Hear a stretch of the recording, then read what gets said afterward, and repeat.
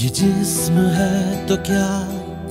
বলিউডে বিতর্কের ইতিহাসে এমন অনেক সিনেমা আছে যেগুলো শুধু গল্প বা নির্মাণের জন্য নয়, বরং অভিনয় শিল্পীদের ঘিরেও আলোচনার কেন্দ্রে উঠে এসেছে।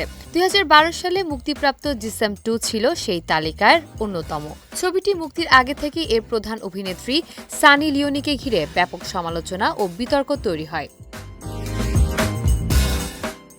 সম্প্রতি এক সাক্ষাৎকারে মহেশ ভাট জানান, জিসেম 2 এর কাজ অনেকটাই এগিয়ে গেলেও তখনও প্রধান অভিনেত্রী চূড়ান্ত হয়নি। ঠিক সেই সময় বিগ বস 5-এ অংশ নেওয়া সানি লিওনির সঙ্গে তার দেখা হয়। কথা বলার পরই তিনি বুঝতে পারেন সানির অভিনয়ের সম্ভাবনা রয়েছে। এরপরই পরিচালক ও প্রযোজক পূজা ভাটকে পরামর্শ দেন তাকে ছবির প্রধান চরিত্রে নেওয়ার জন্য।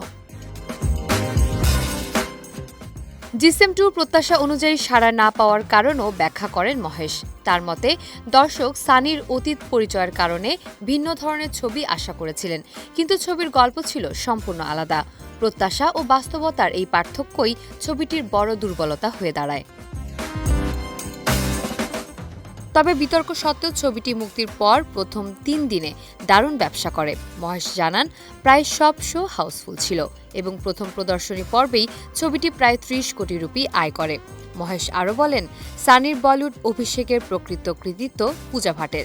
পাশাপাশি অনুরাগ কাশ্যপের কেনেডি ছবিতে সানির অভিনয় এবং কান চলচ্চিত্র উৎসবে তার অংশগ্রহণেরও প্রশংসা করেন এই নির্মাতা।